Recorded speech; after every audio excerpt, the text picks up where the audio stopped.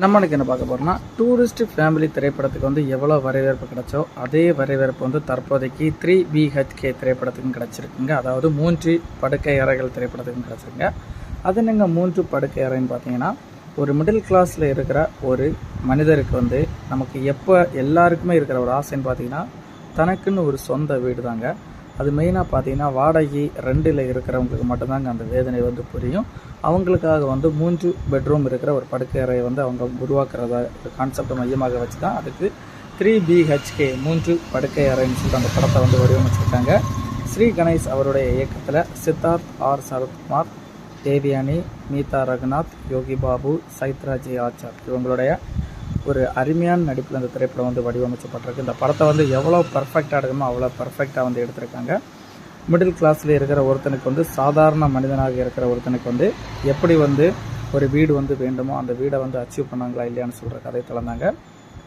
வாசுதேவ் மனைவியாக வந்து சாந்தி, அவர்களது 2 குழந்தைகளுக்கும் பிரபு, ஆர்த்தி அப்படி சொல்கிற இது இருப்பாங்க.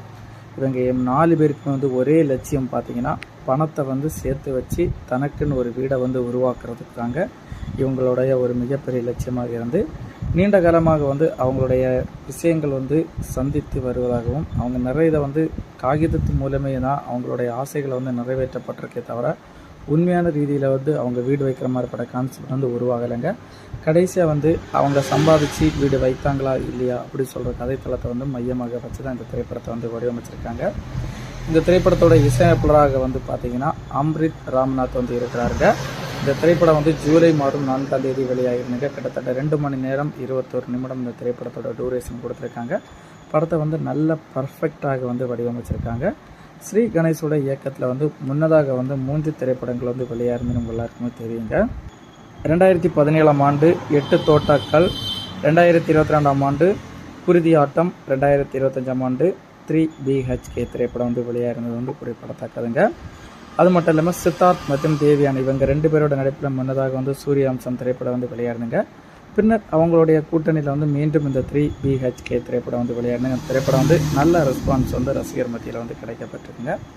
இந்த திரைப்படத்துக்கு கூட நீங்கள் பார்த்தீங்கன்னா விஜய் சேதுபதியுடைய மகனுடைய நடிப்பில் வெளியாகிருந்த ஃபீனிக்ஸ் திரைப்படம், அகில உலகிய சூப்பர் ஸ்டாரான சிவாவுடைய நடிப்பில் பறந்து போ திரைப்படம் வந்து விளையாடுங்க. பறந்து போ திரைப்படத்துக்கு நல்ல ரெஸ்பான்ஸ் வந்து கிடைக்கப்பட்டிருங்க.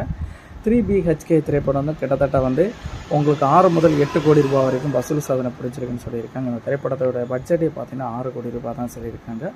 இது இந்த ஆண்டுமே வந்து ஒரு லாபத்தை ஈட்டக்கூடிய ஒரு திரைப்படமாக அமைஞ்சிருக்குங்க. இந்த திரைப்படம் வந்து கண்டிப்பாக வந்து 20 கோடி ரூபாய்க்கு மேலே வந்து வசூல் சாதனை புரியறதுக்கு வாய்ப்புகள் அதிகம்னு சொல்லியிருக்காங்க. அது மட்டும் இல்லாமல் டூரிஸ்ட் பிளேஸ்ட் திரைப்படம், அதாவது டூரிஸ்ட் ஃபேமிலி திரைப்படம் வந்து 7 முதல் 8 கோடி ரூபாய்க்கு எடுக்கப்பட்டு 75 கோடி ரூபாய் வரைக்கும் வசூல் சாதனை புரிஞ்சது குறிப்பிடத்தக்கதுங்க.